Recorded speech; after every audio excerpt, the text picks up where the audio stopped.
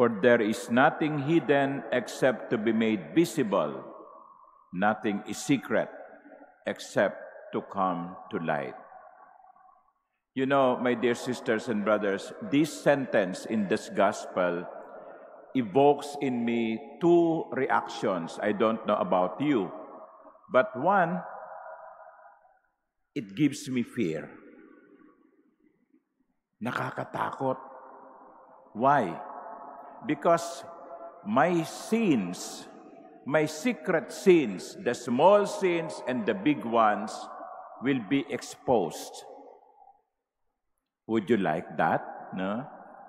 Your sins that only God knows or only your confessor knows, no, will be known. And this is happening already, no?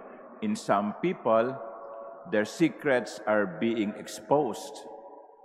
And that evokes a certain sense of fear. Nakakatakot yun. Nakakahiya.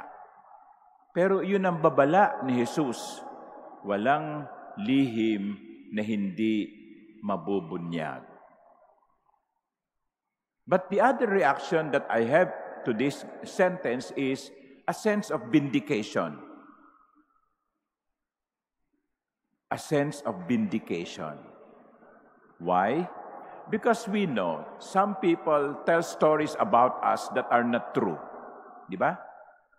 Ginagawan tayo ng chismis, ginagawan tayo ng kwento, pinag-uusapan tayo. And how can you defend yourself against those falsehoods, calumnies? Iisa-isahin mo yung mga tao para, minarinig ka ba sa akin? Minarinig ka ba tungkol sa akin? Ano ba pinag-usapan tungkol sa akin? Ang hirap nun. But Jesus said, secrets will be exposed. Nothing hidden will not be exposed. Will not be exposed. It means that in the end, you will be vindicated because people will know the truth. You don't even have to defend yourself. I don't even have to defend myself. Kasi alam ko, sa bandang huli, lalabas naman ang totoo eh. We will be vindicated.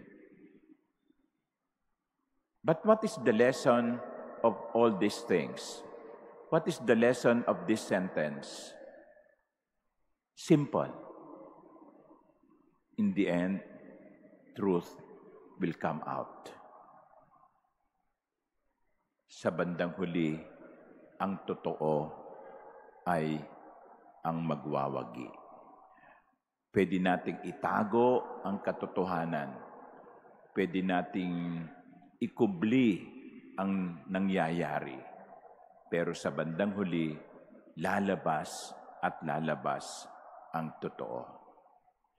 It can invoke, as I said, it can evoke in us fear, but it can also evoke in us a certain sense of vindication. Amen.